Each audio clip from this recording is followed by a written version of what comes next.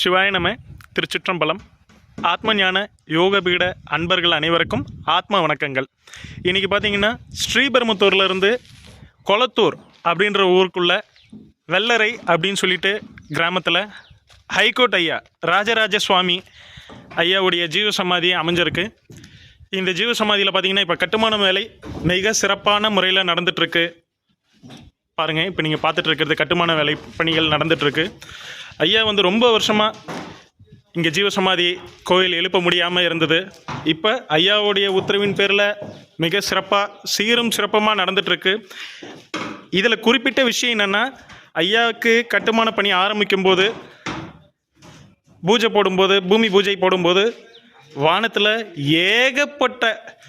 ஏகப்பட்ட பறவை இனங்கள் தோன்றி மிகப்பெரிய அளவில் ஆசீர்வாதம் வழங்குச்சு. ஸோ அது ஒரு பெரிய நிகழ்வாக பார்க்கப்பட்டுச்சு. அது மட்டும் இல்லாமல் அன்றைக்கி பார்த்திங்கன்னா சரியான வெயிலாக இருந்தது.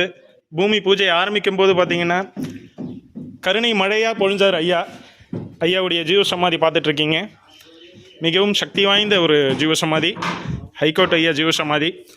ஹைகோர்ட் ஐயா ஜீவசமாதி அடைஞ்ச பிறகு பார்த்திங்கன்னா இங்கே பக்கத்துலேயே இன்னும் 2 ஜீவசமாதிகள் வந்திருக்கு. குமார் பாபா அப்படின்னு பாய்கடை ஐயாவுடைய ஜீவசமாதியும், அது பக்கத்துலேயே ஹரிபாபா ஜீவசமாதியும், மொத்தம் 3 ஜீவசமாதிகள் ஒரே இடத்துல அமைய பெற்றிருக்கு.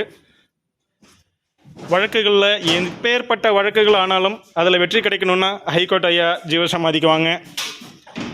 மேலே எந்த ப்ராப்ளமாக இருந்தாலும், எந்த பிரச்சனையாக இருந்தாலும் ஹைகோர்ட் ஐயா ஜீவசமாதிக்கு வாங்க. நிச்சயமாக நல்ல முறையில் ஒரு தீர்வுக்கு ஐயா கொடுப்பாங்க. அதில் துளியளவும் மாற்றுக்கிறது இல்லை. வெள்ளிக்கிழமை தளம் போடுறாங்க.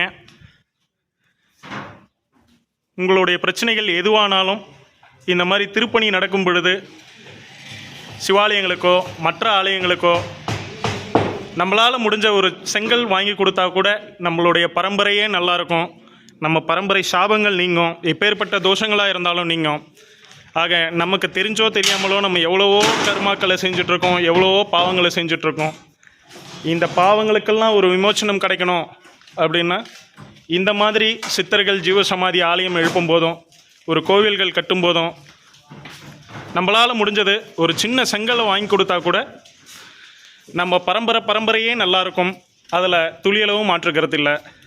ஆக உங்களால் முடிஞ்சது ஏதோ ஒரு செங்கலாவது ஒரு கோயில் கட்டும்போது வாங்கி கொடுங்க. நம்ம பரம்பரையே நல்லாயிருக்கும். துளியளவும் மாற்றுக்கிறது இல்லை. அவனருளாலேயே அவன் தாள் வணங்கின் திருவாசகத்தில் ஒரு வரி வரும். அந்த வரிக்கேற்ப அவங்க நினைக்கணும். அவங்க நினச்சாதான் நம்ம அங்கே போக முடியும், அவங்க இடத்துல நிற்க முடியும். அவங்க நினைக்காம நம்ம எதுவுமே பண்ண முடியாது.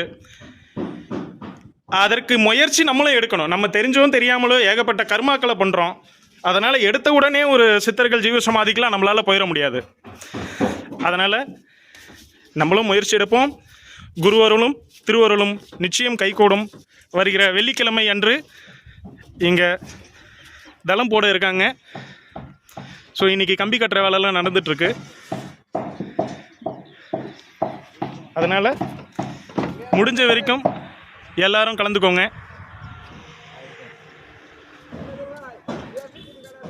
தவறாமல் எல்லாரும் கலந்துக்கோங்க. குருவாழ்க, குருவே துணை. சிவாய நம. நமச்சிவாயம். திருச்சிற்றம்பலம். வெள்ளிக்கிழமை எல்லாரும் தவறாமல் கலந்துக்கோங்க. சிவாய நம.